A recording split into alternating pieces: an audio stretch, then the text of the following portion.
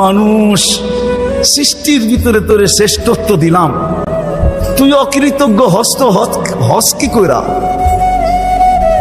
সব অকৃতজ্ঞ হয়ে গেলে মনকে বুঝানো যেত। যুক্তি ছিল যে আল্লাহ, কোনো সৃষ্টির কোনো বিনিময় নাই, কোনো প্রতিদান নাই, কোনো জান্নাত নাই, কোনো জাহান্নাম নাই। আমাদের প্রতিদান আছে, প্রতিদান। আমাদেরকে কিনবেন তো জান্নাত দিয়া কিনবেন। আল্লাহ ঘোষণা দিছে, আমি জান্নাত দিয়া কিনবো, কাগজ দিয়া না।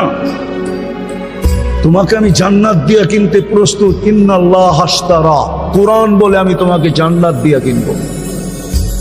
তোমার প্রতিদান আছে।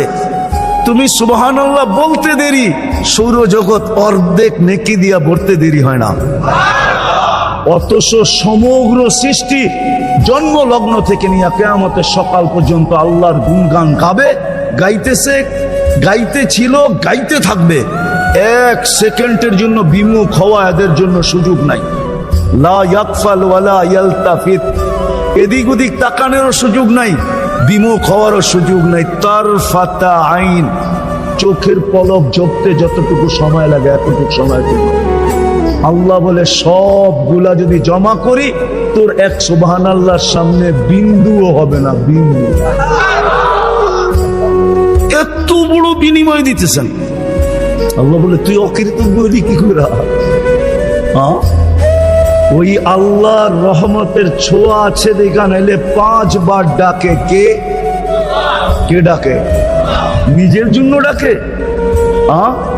আমার জন্যই তো ডাকে। আমাকে মূল্যায়িত করার জন্য, মূল্যবান বানানোর জন্যই তো ডাকে। যতটুকু শুনবো, যতক্ষণ শুনবো বা কথা যতক্ষণ চলে, পরিপূর্ণ মনোযোগ দিয়ে শুনবো।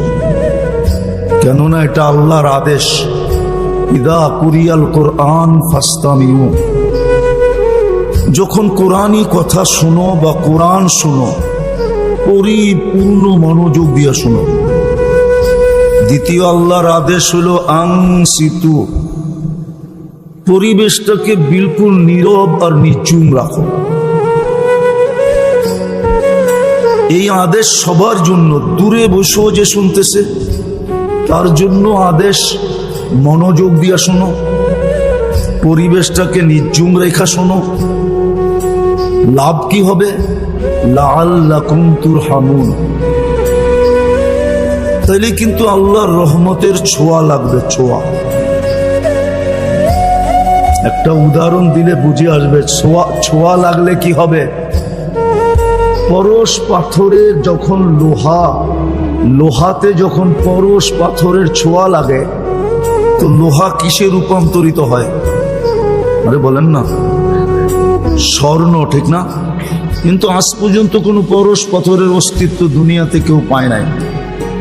যদি পাইতো তাহলে দুনিয়ার কোনো না কোনো মিউজিয়ামে থাকতো। দুনিয়ার কোনো মিউজিয়ামে নাই, আজ পর্যন্ত কেউ পায় নাই। কিন্তু আমি মাইনা নিলাম যে এমন পাথরের অস্তিত্ব দুনিয়াতে আছে যেটাকে আমরা পরশ পাথর বলি। লোহায় ছোঁয়া লাগতে দেরি, সোনা হইতে দেরি হয় না। কিন্তু এটা নাই, এটা সত্য। রহমতের ছোঁয়া যার গায়ে লাগবে, কসম খোদা, সে সোনা হবে, এতে কোনো সন্দেহ নেই। আল্লাহর রহমতের ছোঁয়া লাগা আছে বিদায়ী আমরা বেঁচে আছি। রহমতের ছোঁয়া লাগা যদি না থাকতো তাহলে 2020-এ তো ভাবতেছিলাম কে কখন মরি, ঠিক না? এমন কি স্বামী কাশ দিলে স্ত্রী 10 মাইল দূরে, ঠিক না? স্ত্রী কাশি দিলে স্বামী 10 মাইল দূরে, ঠিক না? এমনকি সন্তান পর্যন্ত কাশি দিলে মা বাবা কাইপা উঠছে, ঠিক না? যে করুণা হইল কিনা, ঠিক না? সত্য তো? হ্যাঁ, বেঁচে আছি কি করে? রহমতের ছোঁয়ার কারণে বেঁচে আছে, নাইলে বাঁচার কোনো ব্যবস্থা আমাদের জন্য ছিল না। আমি দেখাবো আপনাদেরকে, আমার কথায় সুর হবে না তো, কিন্তু মনোযোগ দিলে বুঝে আসবে। রহমতের ছোঁয়া আছে বিদায় আমরা বেঁচে আছি। যুবক, রহমতের ছোঁয়া আছে দেখা তুমি বেঁচে আসো। নাইলে 1 সেকেন্ড বাঁচার ক্ষমতা ছিল না আমাদের। রহমতের ছোঁয়ায় শুধু বাঁচায় রাখছেন, এটাই পরশ পাথর। আমার জীবনের একটা কাহিনী মনে উঠলো, এই জন্য বলতেছি, দেখি যোগসূত্র মিলে কিনা। আমি 6 বার গেছি ক্যামেরুন। এবার ক্যামেরুন হয়তো অনেকে চিনেন না, ওয়ার্ল্ড কাপ ফুটবলের টিম আছে ওদের। আমি 6 বার গেছি ওই দেশে। ওই দেশে 250 কিলোমিটার জায়গা আছে, জঙ্গল। ওইখানে দেড়াইতা মানুষ বাস করে, একবারে এতটুকু শর্ট ফিগার। ওরা কোনো জমিনে বাস করে না, ওরা জঙ্গলে গাছে মাচান বানায়, ওই মাচানে বাস করে। মাচান বুঝেন তো? ওটাতে বাস করে ওরা। আর দীর্ঘদিন ধরে এটা ফ্রান্সের আন্ডারে ছিল। ফ্রান্স ওদেরকে সভ্য বানানোর বহু চেষ্টা করছে, আজ পর্যন্ত করে নাই, করতেছে বটে। সারাদিন প্রজেক্টরে ওদেরকে সভ্য বানানোর দেখায়, কেননা ওইখানে অনেক ভাষা আছে, কিন্তু মেইন ভাষা হলো ফ্রান্সিসি। ওদেরকে সারাদিন সভ্য হওয়ার প্রজেক্টরে দেখায়। ওদের কাছে ছোট ছোট দাও আছে সবার সাথে, আর কাপড় অতটুকু আছে যেটা না বললেই নয়। কি কোনো মতে ডাইকা রাখছে আর কি। আমি 6 বার গেছি, তো সভ্য আজ পর্যন্ত একটাও বানাইতে পারে না। ওরা সারাদিন প্রজেক্টরে দেখে, বিকালবেলা আসলে দাও দিয়া সব কাইটা ফাইটা ছিঁড়া মিরা আবার ওই মাচানে যায় ওঠে। তো শেষবার যখন আমি গেছি ওইখানে ইস্তেমায়, তা আমাদের ইস্তেমায় 1-150 আসছে। বুঝেন না দেড়াইতা, এটা আবার পড়ছে পাগড়ি, রাখছে বড় বড় দাড়ি, গায়ে দিছে জুব্বা, আবার মেসওয়াকও আছে যাবে ওর চেয়ে বড়। মেসওয়াক তো 1 বিঘা হইতে হয় না। আমাকে ফ্রান্সিসি সাংবাদিক জিজ্ঞাসা করতেছে যে আচ্ছা, আমরা তো এতদিন চেষ্টা করলাম, একটাকেও তো সভ্য বানাইতে পারলাম না, তোমরা এগুলোকে সভ্য বানাইলে কি কইরা? পাগড়ি, জুব্বা, দাড়ি, মেসওয়াক, ঠিক না? সবটি হাঁটে একসাথে, 1-150 লাইনে হাঁটতেছে। তো ওই ইস্তেমার সবচেয়ে মজা ছিল ওদের দৃশ্যটা। আমার কাছে একজনে নিয়ে আসছে ফ্রান্সিসি সাংবাদিক, গেডিরে সভ্য বানাইলা কেমনে? আমি ওরে বলতেছিলাম, দেখ আমাদের কাছে একটা পরশ পাথর আছে। কি? ও বলে পরশ পাথর আবার কি? আমি ওকে বুঝাইলাম যে আমাদের দেশের প্রবাদ বাক্য আছে, এরকম একটা পাথর নাকি দুনিয়াতে আছে যেটা লোহায় লাগাইলে সোনা হয়ে যায়। তো হাসি দিয়া বলতেছে, এমন কোন পাথর তো দুনিয়াতে নাই। আমি কই, তুই 2 সেকেন্ডের জন্য মাইনা নে, 2 মিনিটের জন্য, যে এমন একটা পাথর আছে। আচ্ছা মেনা নিলাম, আমাদের কাছেও একটা পরশ পাথর আছে যেটা ছোঁয়া লাগলে মানুষ মানুষ হয়ে যায়। সেটা হলো লা ইলাহা ইল্লাল্লাহ মুহাম্মাদুর রাসূলুল্লাহ সাল্লাল্লাহু আলাইহি ওয়াসাল্লাম। বিশ্বাস করেন, ওর চোখ দিয়ে পানি চলে আসে। আমরা এত টাকা খরচ করলাম, এত চেষ্টা করি, ওদেরকে সভ্য বানাইতে পারলাম না, আর তোরা সভ্য বানায় ফেললি। তো যেটা বুঝাইতেছিলাম, যদি আল্লাহর রহমতের ছোঁয়া আমাদের না লাগতো, তাহলে কসম খোদার আমরা বেঁচে থাকতে পারতাম। আমি আপনাদেরকে প্রমাণ দিতেছি, প্রমাণ। বলেন রাগ হয়ে যাবেন? সারাদিন আল্লাহর ভোগ করি কতটুকু? কোন জিনিসটা এরকম যেটা আল্লাহর ভোগ করেন না? সারাদিন আল্লাহর ভোগ করি কতটুকু? এই যে বসে আছেন, বলেন যদি এখানে 50টা পাংখাও লাগানো হতো, কিন্তু যেই বাতাসটা মাঝে মাঝে আপনাদের উপরে ছোঁয়া লাগায়, এরকম ঠান্ডা মনে হয় করতে পারতো না। সত্য তো? সারাদিন কাঠটা ভোগ করি। আচ্ছা বলেন তো, কতবার ডেলি আল্লাহ বলি? কতবার আল্লাহ বলি? এই মজমায় কেউ বলুক যে আমি ডেলি 100 বার 1000 বার আল্লাহ বলি। 200-400 বার আল্লাহ বলি। কোন যুবক বলুক যে আমি ডেলি 10 বার আল্লাহ বলি। সারা দিন নাফরমানি করি, সারা দিন। কসম খোদার, রহমতের ছোঁয়া সংযোগ যদি আমাদের সাথে না থাকতো, তাইলে 1 সেকেন্ড 1 মিনিট বাঁচার ক্ষমতা ছিল না।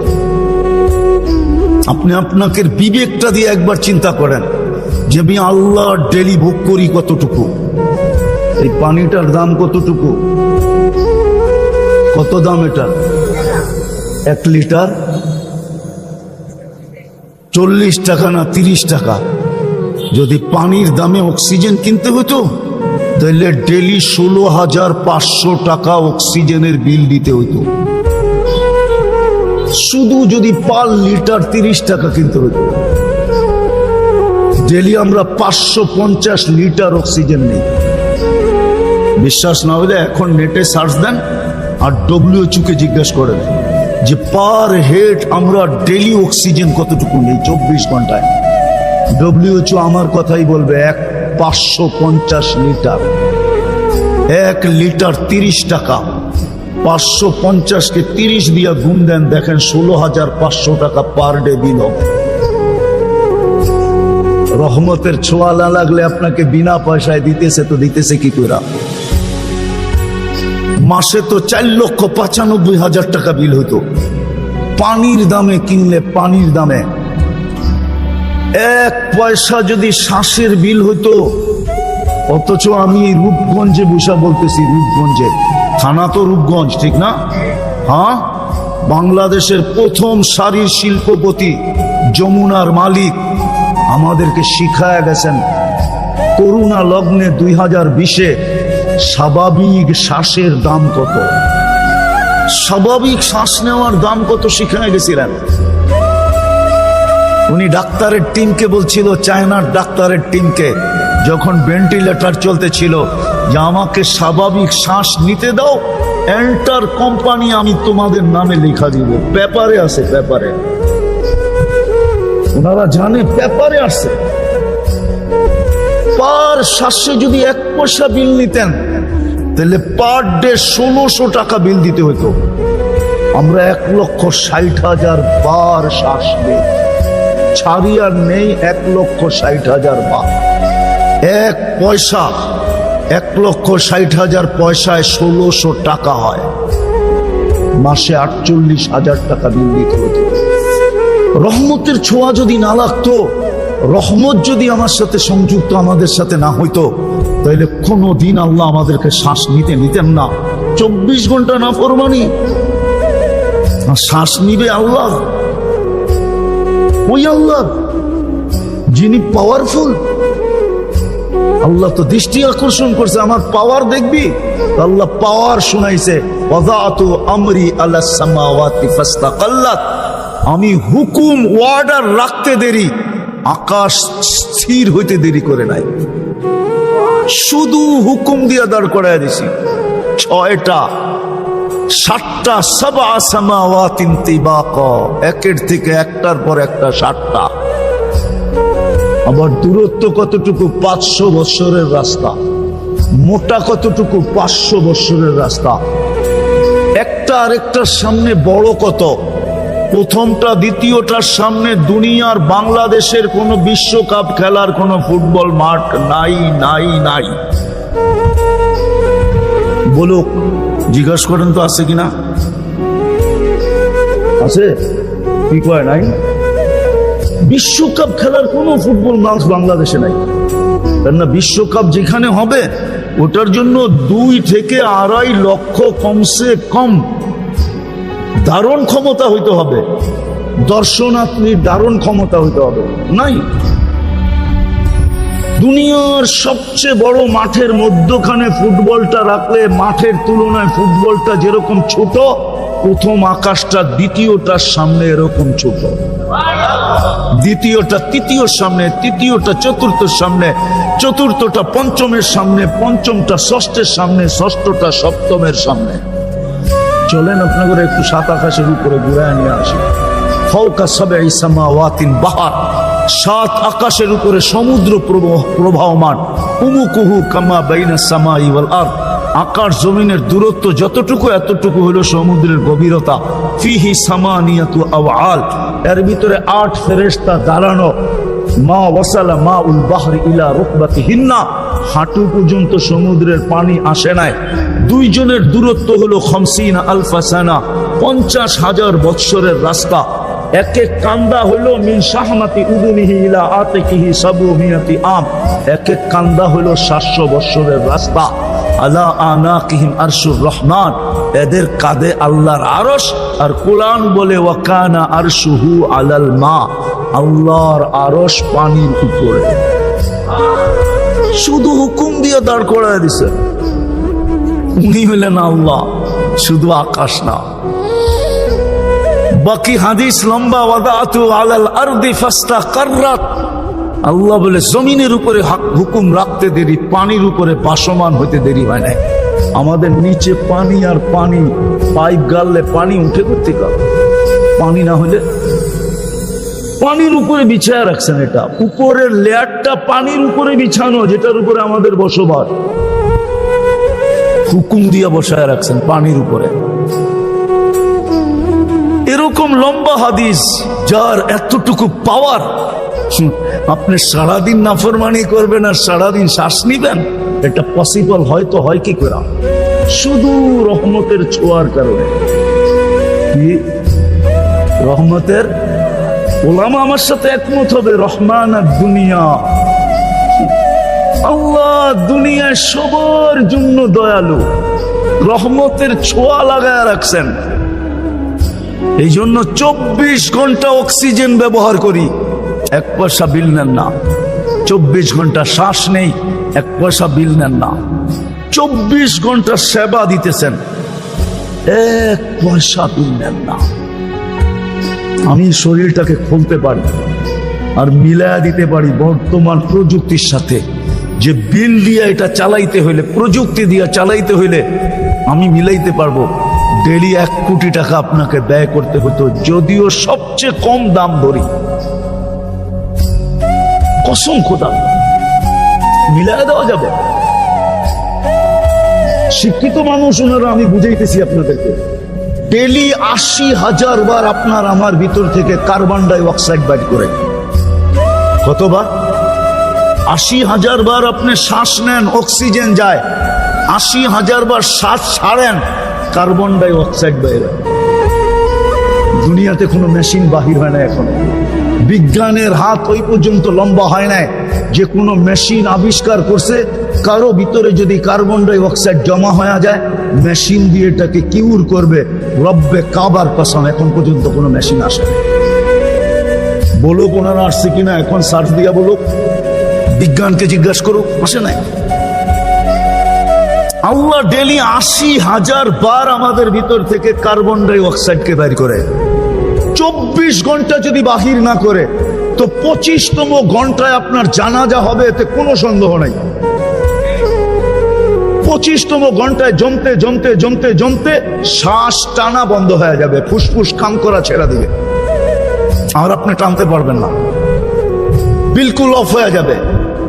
তো যেটা বুঝাইতেছিলাম, রহমতের ছোঁয়া লাগলে, লাগা আছে বিদায়, আমরা এখনো বেঁচে আছি, এখনো চলতেছি। নাইলে একটা কথা আপনি বলেন, আমি লম্বা করব না, ওয়াজ অনেকক্ষণ ধরে আমি শুনতেছিলাম ঘরে বসা বসা, আর লম্বার প্রয়োজনও নাই। অল্পতে যদি বুঝে তাইলে বোঝা সহজ। অল্পতেই আপনি বলেন 99টা পদের মালিক চিনি, সেবা বাদ দিলাম, 24 ঘন্টা সেবা করে কে আমাদেরকে? বকরি কাঠটা 24 ঘন্টা বাদ দিলাম। এটা বলেন 24 ঘন্টায় 5 বার আমাদেরকে ডাকে কে? কোন আল্লাহ? কেমন পাওয়ারফুল আল্লাহ! শুধু এইখানেই শেষ?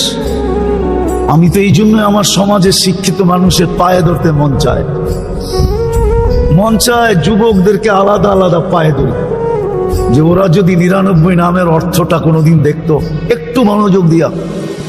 সারাদিনই তো ওরা নেটে থাকে, সারাদিনই তো ওরা গুগলে থাকে, সারাদিনই তো ওরা ইন্টারনেটের সংযোগ ওদের সাথে থাকে। ইন্টারনেট ছাড়া তো ওদের চলে না, খাওয়া ছাড়া তো চলে, কিন্তু ইন্টারনেট না হলে তো যুবকদের চলে না, ঠিক না? দুই বেলা না খায়া থাকতে পারবে, কিন্তু ইন্টারনেট না হইলে চলবে না, ঠিক না? সত্য তো? হ্যাঁ, ইন্টারনেট ফেল মানে চ্যাট করবে কি করে? হ্যাঁ, একজন আরেকজনকে দেখবে কি করে, ঠিক না? যদিও বারবার স্যাক খায়, যদিও বারবার কি খায়, প্রত্যেক 14 তারিখই ওরা স্যাক খায়। হ্যাঁ হ্যাঁ, রাগ হও না, বোঝানোর জন্য বলতেছি। চেহারাই বলে যে সব 14 তারিখ আইলেই স্যাক খায়। তারপরও কয় না, কয়লা দিলেও ময়লা যায় না, অভ্যাস ছাড়তে পারে না, আবার ফুল দেয়, আবার হোটেলে বয়া খাওয়ায়, আবার পার্সেল দেয়, পারে না কলিজা দিয়া দিতে। তারপরও যদি লেখা দেয় একবার জীবনে I.U, ঠিক না? চাইলেও তো ইজ্জতটা কোনো মতে বাঁচবো বন্ধুদের কাছে, ঠিক না? না আবার খেপা যায় কিনা, গাড়ি আটকায় দেয় কিনা, আবার রূপগঞ্জ, ঠিক না? তো যেটা বুঝাইতেছিলাম, আমার তো মনে হচ্ছে ওদের পাও ধরে বলি, একবার 99 নামের অর্থ দেখো, তাইলে বুঝে আসবে কোন আল্লাহ ডাকে। 99 সিফতের মালিক শুধু আল্লাহ না, যিনি রহমান, যিনি রহিম, যিনি মালিক, যিনি কুদ্দুস, যিনি সালাম, যিনি মুমিন, যিনি মুহাইমিন, যিনি আজিজ, যিনি জব্বার, যিনি মুতাকাব্বির, খালিকুল বারিউল মুসাব্বিরুল গফফারুল কহ্হারুল ওয়াহ্হাবুর রাসাকুল ফাত্তাহুল আলিমুল কাবিদুল বাসিতুল খাফিদুর রাফিউল মুইজ্জুল মুদিল্লুস সামিউল বাসিরুল হাকামুল আদলুল লতীফুল খবীরুল হালিমুল আযীমুল গফুরুশ শাকুরুল আলিয়ুল কবীরুল হাফিজুল মুকিতুল হাসিবুল জলিলুল করিমুর রকিবুল মুজিবুল ওয়াসি আল হাকিমুল ওয়াদুদুল মজিদুল বাঈসুশ শাহীদুল হকুল ওয়াকিলুল কবিয়্যুল মতিনুল ওয়ালিয়ুল হামিদুল মুসি আল মুবদি আল মুঈদ আল মুহয়ি আল মুমীত আল হাইয়্যু আল কাইয়্যুম আল ওয়াজিদ আল মাজিদ الواحد الأحد الصمد القادر المقتدر المقدم المؤخر الأول والآخر الظاهر والباطن الوالي المتوالي البر التواب المنتقم العفو الرؤوف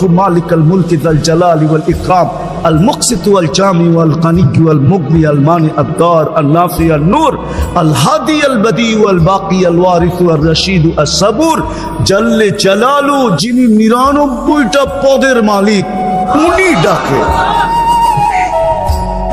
উনি ডাকে, না আসে তো না আসে কি কইরা? অথচ 24 ঘন্টা বুক করে ওনারটা সার্ভিস দিতেছেন, 24 ঘন্টা ফ্রি। উনি রহমতের ছোঁয়া লাগছে দেখেই তো এই অবস্থা। রহমতের ছোঁয়া না লাগলে একদিনও পারতেন না। হ্যাঁ হ্যাঁ, এই জন্যই তো ওলামা লিখতে বাধ্য হয়েছে রহমান আর দুনিয়া। হায়, দুনিয়ার সবাইকে রহমতের ছোঁয়া দিয়া দিছেন, কিচ্ছু বলেন না, শুধু এতটুকু বলে নাযিরুন কাইফা তা'মালুন। আল্লাহ বলে আমি তাকায় তাকায় দেখি তুই করিস কি, কি করিস, শুধু আমি দেখতে থাকি আর চিৎকার দিতে থাকি, মান গাররাকা বিরাব্বিকাল কারীম। আমার মতো দয়ালু রব থেকে তোকে দূরে সরাইলো তো সরাইলো কে? আবার এটাও বলেন কুতিলাল ইনসানু মা আকফারা, ও মানুষ, সৃষ্টির ভিতরে তোরে শ্রেষ্ঠত্ব দিলাম, তুই অকৃতজ্ঞ হস কি কইরা? সব অকৃতজ্ঞ হয়ে গেলে মনকে বুঝানো যেত, যুক্তি ছিল যে আল্লাহ কোনো সৃষ্টির কোনো বিনিময় নাই, কোনো প্রতিদান নাই, কোনো জান্নাত নাই, কোনো জাহান্নাম নাই। আমাদের প্রতিদান আছে, প্রতিদান। আমাদেরকে কিনবেন তো জান্নাত দিয়া কিনবেন। আল্লাহ ঘোষণা দিছে আমি জান্নাত দিয়া কিনবো, কাগজ দিয়া না। তোমাকে আমি জান্নাত দিয়া কিনতে প্রস্তুত। ইন্নাল্লাহ আশতারা, কোরআন বলে আমি তোমাকে জান্নাত দিয়া কিনবো। তোমার প্রতিদান আছে, তুমি সুবহানাল্লাহ বলতে দেরি, সৌরজগৎ অর্ধেক নেকি দিয়া ভরতে দেরি হয় না। অথচ সমগ্র সৃষ্টি জন্ম লগ্ন থেকে নিয়ে কিয়ামতের সকাল পর্যন্ত আল্লাহর গুণগান গাবে, গাইতেছে, গাইতে ছিল, গাইতে থাকবে। এক সেকেন্ডের জন্য বিমুখ হওয়া এদের জন্য সুযোগ নাই। লা ইয়াগফাল ওয়ালা ইয়ালতাফিত, এদিক ওদিক তাকানোর সুযোগ নাই, বিমুখ হওয়ারও সুযোগ নাই। তারফাতা আইন, চোখের পলক ঝপতে যতটুকু সময় লাগে এতটুকু সময় জন্য আল্লাহ বলে সবগুলা যদি জমা করি তোর এক সুবহানাল্লাহর সামনে বিন্দুও হবে না, বিন্দু। এত বড় বিনিময় দিতেছেন আল্লাহ বলে তুই অকৃতজ্ঞ হলি কি করে? ওই আল্লাহর রহমতের ছোঁয়া আছে দেখা নাইলে 5 বার ডাকে। কে ডাকে? নিজের জন্য ডাকে? আমার জন্যই তো ডাকে, আমাকে মূল্যায়িত করার জন্য, মূল্যবান বানানোর জন্যই তো ডাকে। এত সুন্দর হইল তো হইল কি কইরা? তো সমগ্র সৃষ্টি বানানোর পরে মানুষ যখন বানাইছেন তো আল্লাহ নিজেই ভাবতেছেন এত সুন্দর, সর্বদিকে শ্রেষ্ঠত্বের মুকুট আর কার মাথায় দিব? তোর মাথায় দিয়া দিব। শ্রেষ্ঠত্ব যখন দিলাম তো দুনিয়ার কাকে দিব? তোকেই দিয়া দিলাম। আল্লাহ দুনিয়া দিলেন আখেরাত, আল্লাহ বলে দুনিয়াই যখন দিয়া দিলাম আখেরাত আর কি করবো, এটাও তোকে দিয়া দিলাম। যখন দুটোটাই দিলাম তো বাকি সৃষ্টি আর কি করব, ওটাও তোর অধীন করে দিলাম। এই জন্য ফেরেশতা আমাদের অধীন, ফেরেশতা আমাদের অধীন। এই শরীরটা ফেরেশতা দ্বারা পরিচালিত। প্রযুক্তি দিয়া যদি পরিচালিত হতো তাহলে একজনের বডি পরিচালনা করার জন্য বিরাট বড় একটা প্রজেক্ট লাগতো। দেখামু দুই একটা দেখামু। খাওয়া যখন মুখের কাছে নেন তো ঘ্রাণ কে বলে? কে? কত দ্রুত বলে? নিতে দেরি, বলতে। আচ্ছা, এটা যদি প্যাথোলজি সেন্টারে টেস্ট করতে হতো তাহলে ওনাকে জিজ্ঞাসা করেন তো টাইম কত নিত? সামান্য একটা টেস্ট হইতে করতে আজকালকার অনেক সময় নিয়ে নেয়, ঠিক না? তাহলে সিরিয়াল কত লম্বা দিতে হতো, টাকা কত খরচ হতো, মনে হয় বুঝাইতে পারি না। গেল গ্রানেরটা, গ্রান বইলা দিল মুখে যাবে, এখনো আরো 3 বার চেকিং বাকি। গ্রান বইলা দিল যে মুখে যাবে, সর্বপ্রথম জিহ্বা টেস্ট করলো স্বাদ ঠিক আছে কিনা। যদি 7টা প্রযুক্তি দিয়ে আপনার করতে হইতো তাহলে কত বড় একটা মেশিন লাগতো, ওটাকে চালানোর জন্য অপারেটর লাগতো, কতক্ষণ সময় নিত। জিহ্বা তো টাচ করতে দেরি, বলতে দেরি করে না, স্বাদ ঠিক আছে, পেটে যাবে। কিন্তু তারপরও পেটে যায় না, আবার দাঁত চেক করে কোনো কণা জাতীয় কিছু আছে কিনা। চতুর্থবার আবার জিহ্বা আবার চেক করে যে আঁশ জাতীয় কিছু আছে কিনা। যদি এটা টেকনোলজি দিয়ে করতে হতো তাহলে মনে হয় সকালের নাস্তা 3-4 দিন পরের সকালেই খেতে হতো। দুপুরের খানা মনে হয় 6 দিন পরে যে দুপুরে খাইতে হতো। রাত্রের খাওয়া হয়তো 1 সপ্তাহ পর রাত্রে যে খাইতে হতো। এতক্ষণে আপনার সাইজ হয়ে যেতেন, এতে কোনো সন্দেহ নাই, ঠিক না? সত্য তো? ফেরেশতা দ্বারা এটা পরিচালিত, কুদরত দ্বারা পরিচালিত। এই জন্য আল্লাহ বলে সৃষ্টির ভিতরে তুই সবচেয়ে সুন্দর। এত সুন্দর সবকিছু দেওয়ার পরে আরেকটা বলছেন যে সৃষ্টি তোকে ভালোবাসুক আর না বাসুক, আমি তো ভালোবাসা ফেললাম। হাদিসে আছে ইন্নী লাকা মুহিব্বা ইয়া ইবনা আদম, ইন্নী লাকা মুহিব্বা।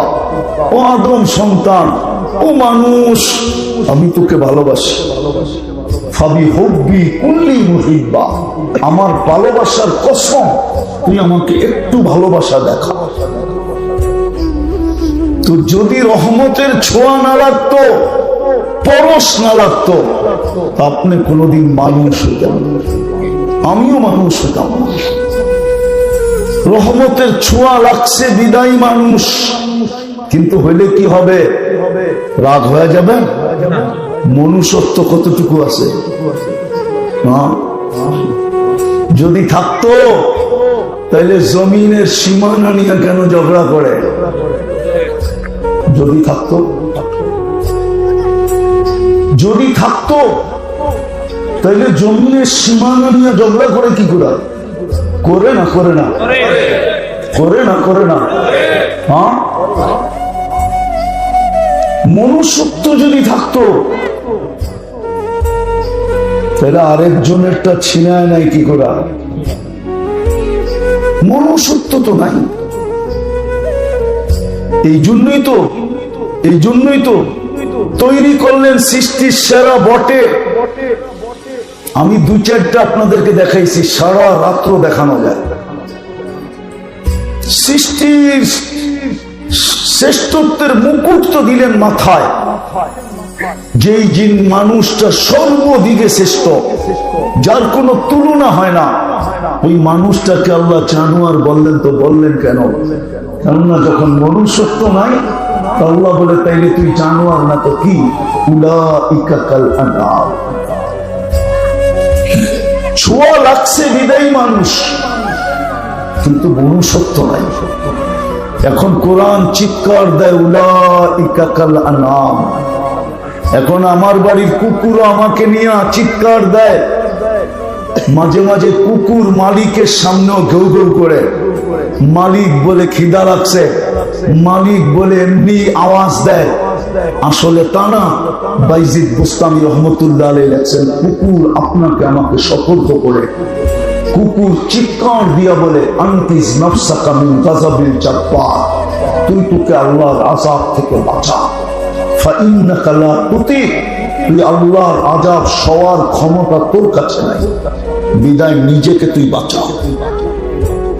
কুকুর পর্যন্ত মাঝে মাঝে আমাদেরকে নিয়ে চিৎকার দেয়, মনুষ্যত্ব হারায় ফেলার কারণে। দ্বিতীয় রহমতের ছোঁয়া যদি না রাখতো, তাহলে আপনি মুসলমানের ঘরে আসলেন কি করে? নিজের ইচ্ছায়? বর্তমানে তো 800 কোটি মানুষ, 250 কোটি মাত্র মুসলমান। আপনাকে মুসলমানের ঘরে কে পাঠাইল? রহমতের ছোঁয়া না লাগলে কি করে আসলেন আপনি মুসলমানের ঘরে? বলেন, বলার মানুষ কি করে আসলেন? কি করে আপনি আসলেন মুসলমানের ঘরে যদি রহমতের ছোঁয়া না লাগতো? কোরআন বলে, কোরআন মান ইউরিদিল্লাহু আন ইয়াহদিয়াহু ইয়াশরাহ সাদরাহু লিল ইসলাম।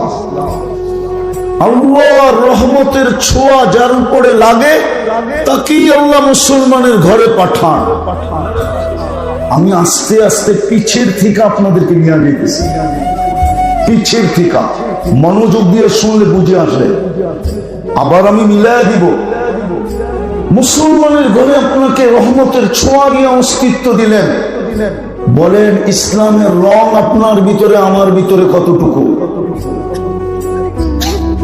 বলেন, ইসলামের রং কতটুকু?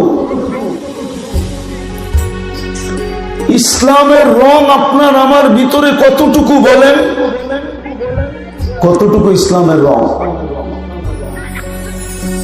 রাগ হয়ে গেলেন? আছে ইসলামের রং? ইসলামের রং আপনার আমার ভিতরে আছে নাকি? কতটুকু আছে? ইসলামের রং তো নেই। ইসলামের রং তো আপনার আমার ভিতরে নাই। যদি ইসলামের রঙই থাকতো তাহলে মুসলমান দ্বারা অতিষ্ঠ হয় কি করে?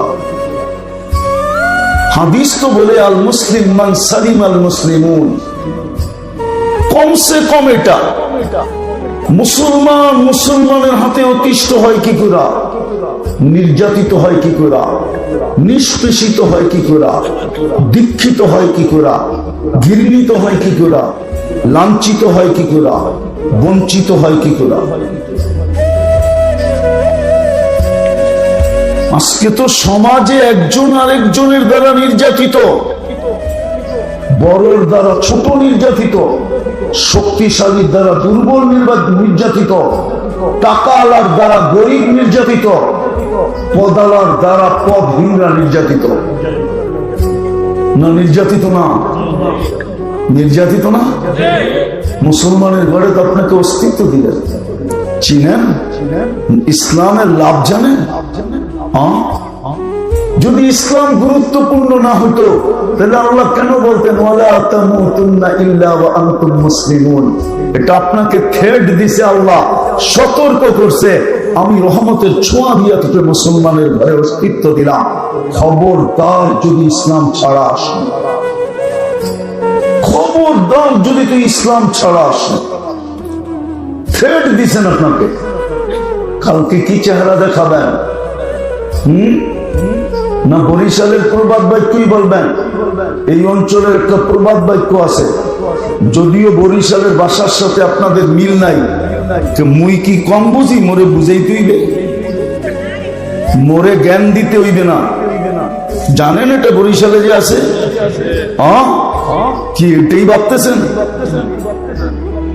মুসলমানের ঘরে আপনার জন্ম, রহমতের ছোঁয়া দিয়ে আপনাকে মুসলমানের ঘরে অস্তিত্ব দিচ্ছেন। এই জন্যই বলছেন তোমাকে রহমতের ছোঁয়া দিয়ে মুসলমানের ঘরে পাঠাইলাম, খবরদার যদি ইসলাম ছাড়া আসলাম, ওয়ালা তামুতুন্না ইল্লা ওয়া আনতুম মুসলিমুন। এটা আল্লাহ সতর্কবাণী, খবরদার, তাইলে আমি তোমাকে কিনবো না, জান্নাতের বিনিময়ে কিনবো না। ভাগ্য তো খুলা দিছিলেন বটে, হায় হায় হায় হায়, রং হারা হয়ে আজকে এই দুরবস্থা। তৃতীয় দেখাইতেছি, তৃতীয় রহমতের ছোঁয়া যদি না লাগতো আপনি উম্মতে মুহাম্মদী হতেন কি করে?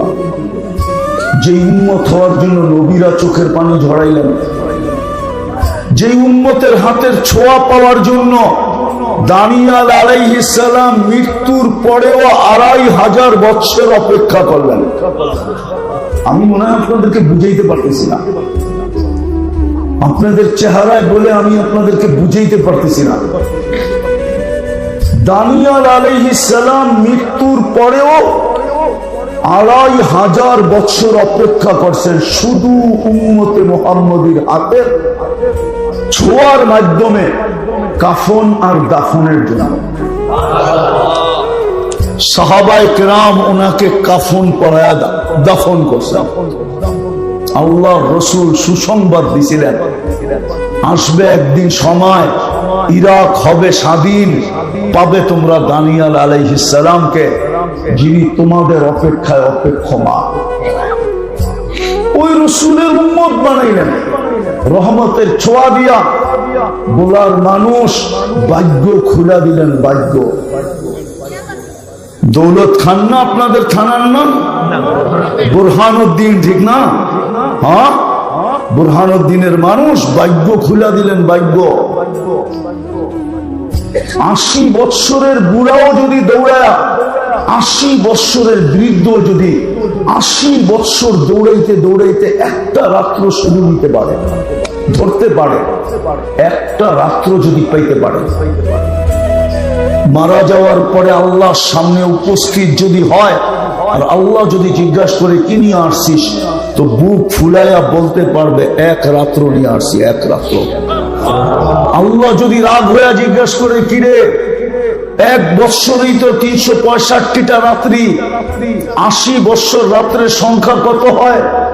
তুমি শুধু এক রাত্র নিয়ে আসো, মানি আবারও চিৎকার দিয়া বলতে পারবে এক রাত্রই তো 83 বৎসর 4 মাস। আমি তো 80 বৎসর ছিলাম, 80 থেকে 80 বাদ দিয়া দেন, 3 বৎসর 4 মাসের পাওনা আমি আপনার কাছে, আপনি আমার কাছে পাবেন। তো পাবেন কি করে? আপনি কি কোরআনে বলেন না লাইলাতুল কদরি খায়রুম মিন আলফি শাহর? আপনার এই ভাগ্য খুললো কিভাবে? মুহাম্মদুর রাসূলুল্লাহর উম্মত হওয়ার কারণে। রহমতের ছোঁয়া দিয়ে তো আপনাকে উম্মত বানাইলেন।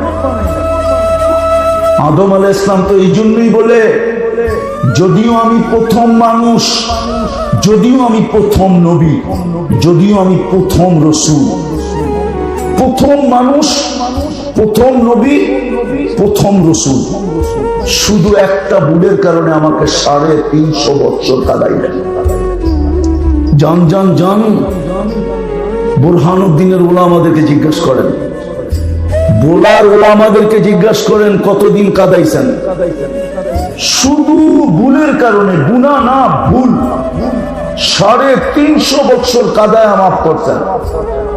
কিন্তু আপনার ভাগ্য এরকম খুলছেন, সারাদিন গুনাহ করে, রাত্রে আল্লাহ টাইকা টাইকা মাফ করা দেয়। বিশ্বাস হয় না? না, মনে হয় না, হয়। এই জন্যই তো ইমাম বুখারী রহমতুল্লাহ আলাইহি লেখছেন, রাতের 3 ভাগের 1 ভাগ যখন অতিবাহিত হয়ে যায়, আল্লাহ প্রথম আকাশে আইসা ডাকতে থাকে, হাল মিন মুস্তাগফির ফাগফির আলা, কে আসিস মাফ চাবি, আমি মাফ করে দেব। কিন্তু আফসোস তো এখানে, জানি না এই মজমায় কেউ আছে কিনা যে ঘুমানোর সময় হাত উঠায় ঘুমায়। একজনও তো মনে হবে না, একজনও মনে হয় নাই যে ঘুমানোর সময় হাত দুইটা উঠায় ঘুমায়। এই ভাইবা যে উঠাইলে সকাল হবে, না উঠাইলে পরকাল হবে, বিদায় আমি ঘুমাইতে চললাম, তওবা করে ঘুমাইলাম। হাত দুটো উঠায় তওবা করে এই মজমায় একজনও মনে হয় নাই। রাগ হয়ে গেলেন? উচিত কি ছিল না? হ্যাঁ, নাই বুরহানুদ্দিন এরকম কোন নারী যে এখনো আঁচল দিয়ে চোখের পানি মোছে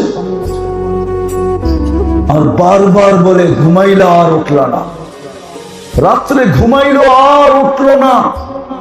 নাই এরকম সন্তান বুরহানুদ্দিনে যে এখনো চোখের পানি মুছে আর বলে বাবা ঘুমাইলো আর উঠলো না? নাই এরকম কোন বাবা যে সন্তান ঘুমাইলো আর উঠলো না? উচিত তো ছিল হাত দুটা উঠায় ঘুমানো। কপাল তো খুলে দিছিলেন, কিন্তু আফসোস, রহমতের ছোঁয়া লাগলে তো লাগলে কি হবে, সোনা বানাইলে তো বানাইলে কি হবে, নবীর আদর্শ তো আমাদের ভিতরে নাই। শাফাতের আশা তো সবাই রাখি, ঠিক না? এত সস্তা। এই জন্যই তো ইমাম বুখারী লেখছেন, আমি লিখি নাই, ইমাম বুখারী রহমতুল্লাহ আলাইহি লেখছেন, কবরের সর্বপ্রথম প্রশ্ন, কবরের মেইন প্রশ্ন, কবরের মৌলিক প্রশ্ন, প্রথম যেটা, একটার ভিতরে 3টা ঢুকানো, ফেরেশতা জিজ্ঞাসা করবে, মা কুনতা তাকুলু ফি হাযার রাজুলি মুহাম্মাদিন। বুখারী শরীফে আছে কিতাবুল জানায়েজ, এক পারার ভিতরে হাদিস 2 বার আছে। উলামা থাকলে যে তাহকিক করে নিয়ে প্রথম জিজ্ঞাসা করবে ওই ব্যক্তির আদর্শে কতটুকু আদর্শবান ছিল। এক রাত্র ধরতে পারলে 83 বছর 4 মাস হতো। রাত্রে হাত, আমি দাইকা দাইকা তোমাকে মাফ করতে চাই, মাফ করতে চাইছিলাম, তুমি হাত উঠাইতে দেরি, আমি মাফ করতে দেরি করতাম না। ওই রসুলের আদর্শে কতটুকু আদর্শবান ছিল বলো, ওনার রঙে কতটুকু রঙিন ছিল বলো, ওনার অভ্যাসে কতটুকু অভ্যস্ত ছিল বলো, ওনার মতো কতদিন খাইছো বলো, ওনার মতো কত কয়দিন পোশাক পরছো বলো। প্রথম প্রশ্ন, প্রথম মানেন, আমার কথা মানেন, প্রথম প্রশ্ন এটা হবে। যদি দিতে পারি তাহলে আর 2টা জিজ্ঞাসা করবে না, আর যদি না দিতে পারলো তাইলে পরের 2টা জিজ্ঞাসা করবে না। যার উম্মত বানায় তোমার ভাগ্য খোলা দিয়েছিলাম, আমি তো 2টা দেখাইলাম, 200 দেখানো যায়, 200 আরো বেশি দেখানো যায়। যার উম্মত হওয়ার কারণে তোমার ভাগ্য খোলা গেল। যেই নবী তোমাকে ভুলে নাই, 23 বছর তোমার জন্য চোখের পানি শুকাইতে দেয় না। দুনিয়ার আমার কাছে আসছে বটে, কিন্তু চোখে পানি নিয়ে আসছে, পানি। ওই পানি ক্ষুধার জন্য ছিল না, যদিও ক্ষুধার্ত ছিলেন। পরিবারের জন্য ছিল না, যদিও পরিবারের ভিতরে কোন পরিবারের ভিতরে বাতি জ্বালানোর মতো তেল ছিল না।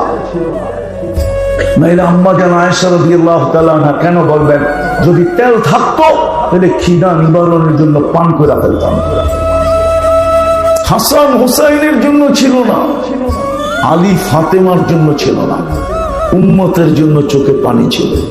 যিনি এখনো কাঁদেন, এখনো কাঁদেন উম্মতের জন্য। আবুল সামারকান্দি রহমতুল্লাহ আলাইহি লেখছেন, কবর থেকে উঠবে, কাঁদতে কাঁদতে উঠবে, আর বলতে বলতে উঠবে, জিবরিল আইনা উম্মতি, ময়দান তো খালি, উম্মত কোথায়?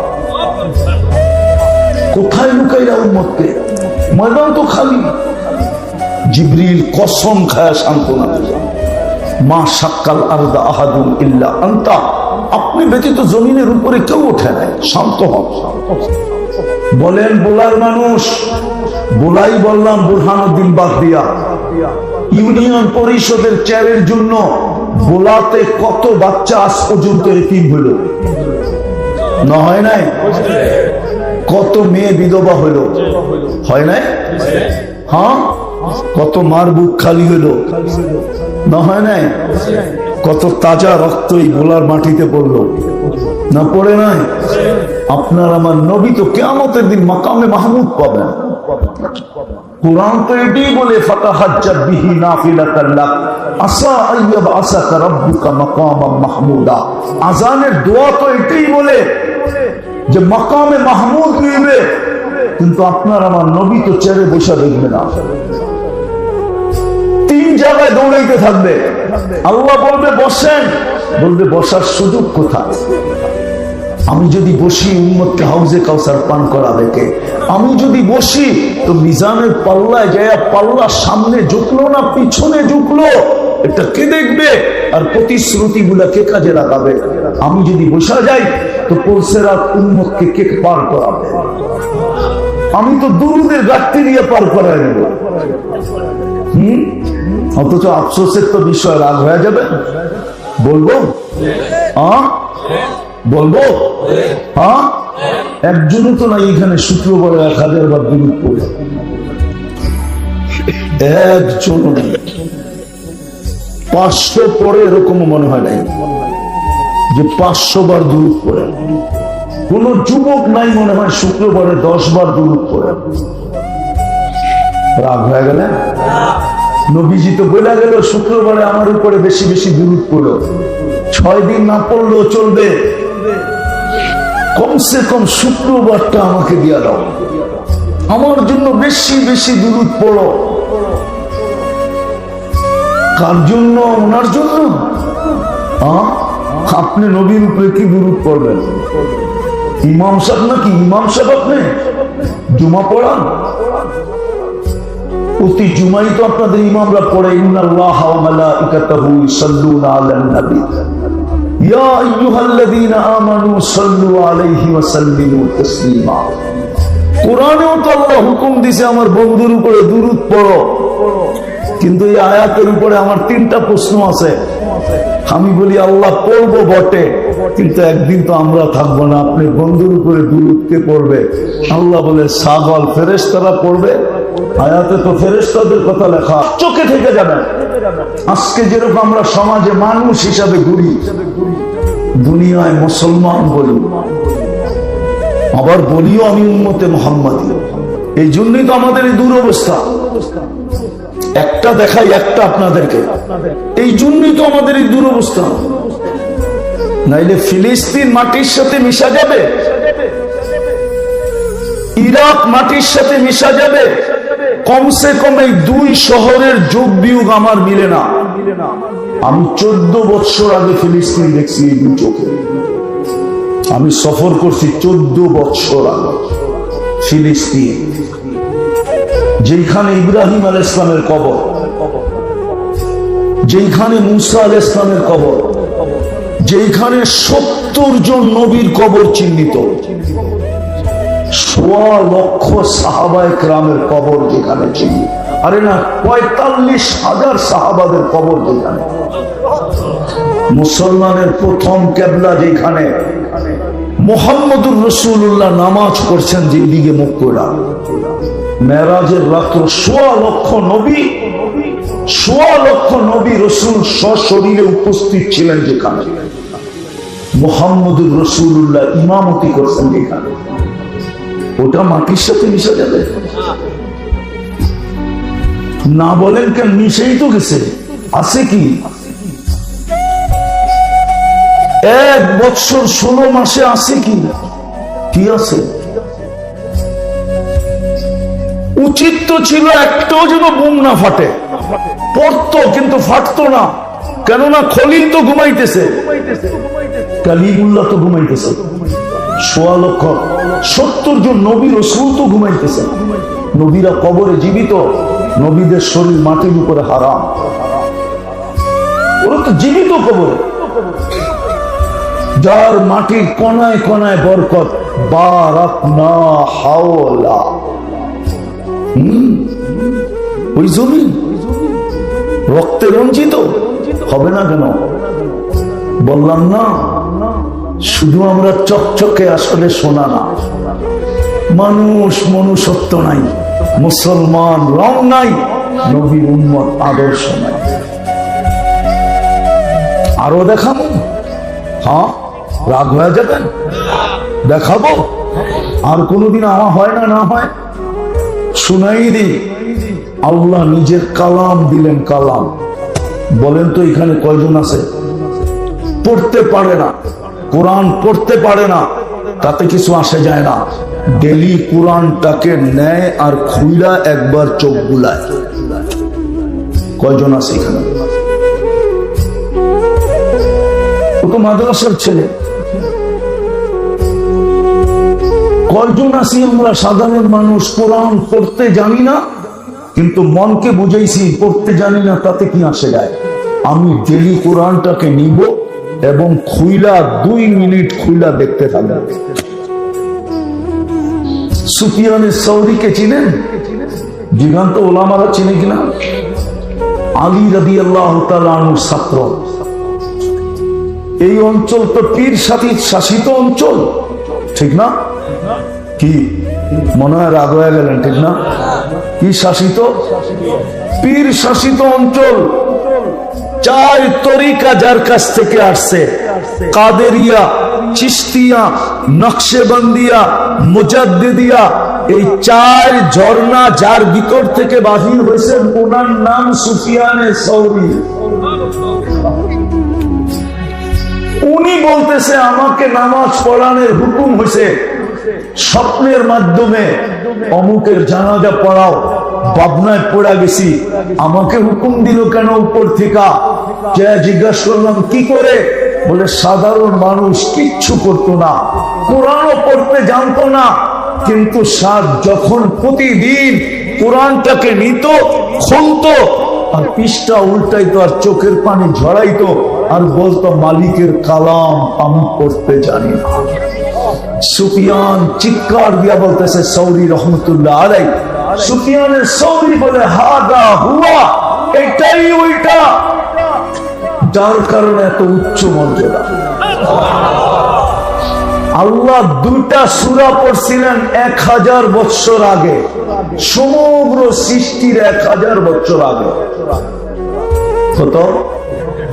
আর দুটোটা সূরারই প্রথম শব্দটা বন্ধুর নাম। বন্ধু চিনেন? আরে বলেন না কে? মুহাম্মাদুর, পুরা বলেন, পুরা মুহাম্মাদুর। শর্টকাট বলা এটি সব বেয়াদবি। শর্টকাট বলা কি? মুহাম্মদ সাল্লাল্লাহু আলাইহি ওয়াসাল্লাম বলা বেয়াদবি। আল্লাহই তো কোনোদিন বন্ধুকে নাম ধরে ডাকেন না, আপনি কে মোহাম্মদ বলা? আপনি বলবেন আমি সাল্লাল্লাহু আলাইহি ওয়াসাল্লাম পড়ছি, রাখেন না আপনার সাল্লাল্লাহু আলাইহি ওয়াসাল্লাম।